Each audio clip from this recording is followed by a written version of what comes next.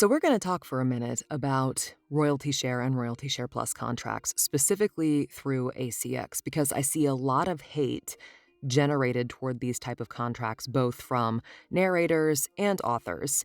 And while everyone knows I have massive problems with how ACX treats us and the royalties that they pay or don't pay, um, I also don't like the vilification of what can be very, very beneficial to both authors and narrators.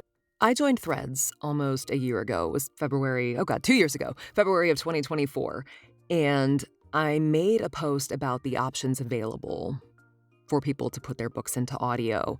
And I mentioned royalty share as being an option. And I had a very established engineer in the business come into my thread and tell me I was a terrible business person and incredibly unprofessional if I did royalty share or royalty share plus projects, even occasionally, and that I was going to be out of business and not working in months. Anyway, I'm supposed to listen to them because they're established. I blocked them.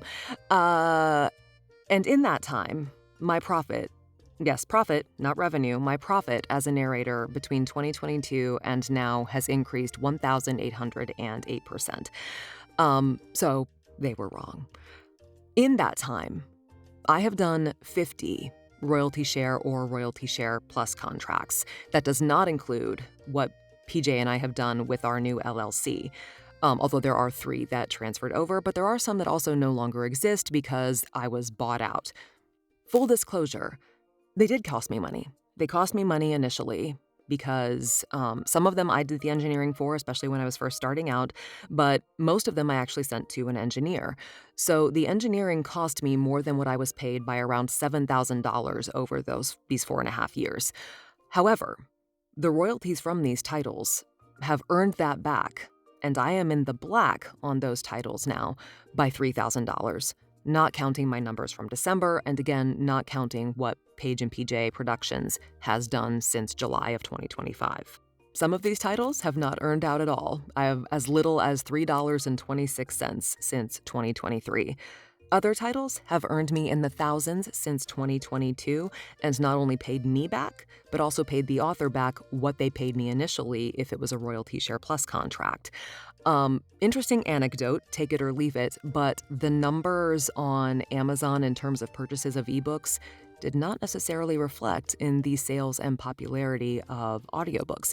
In fact, a couple of the books weren't even available in ebook when I signed the contract to do them as a royalty share. They were coming, but they had no sales. I chose to do them because I wanted them in my portfolio. And one of them went viral on TikTok, and we've earned quite a bit.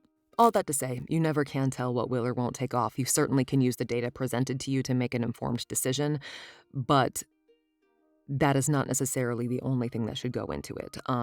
Does it add to your portfolio? Is it something you want to do? There are so many good reasons to do a royalty share or royalty share plus book. Now, they have not brought in enough for me to live on, but they have brought in enough for me to pay my mortgage for at least 6 months, which is great.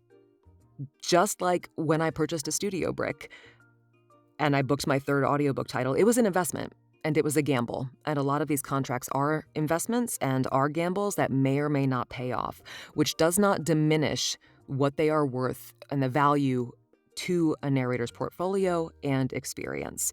There is no one right way to do this job other than don't be a jerk, be professional, and communicate and be reliable. Don't let anyone tell you otherwise. People who've been in the business for a long time have a lot to offer. They have a lot of information to give, and you should absolutely take it, soak it in, and use what works for you, because the industry is constantly changing. So it's not to say that they're wrong, but sometimes things have shifted, and sometimes there is a new way to do something. And also, what works for me may not work for you. You have to analyze your own business and do it accordingly. And as a side note, with that profit percentage, most of my work is with indie authors, not with production or publishing companies.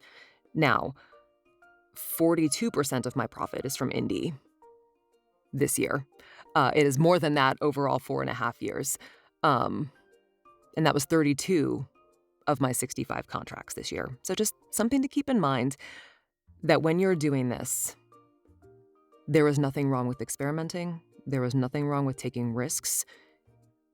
Authors and other narrators don't worry so much about whether or not we earn back what we invested in a royalty share or royalty share plus title. We know what we're getting into, or at least we should. And if we don't, well, that's a different problem and not the author's problem. We know what we are signing up for.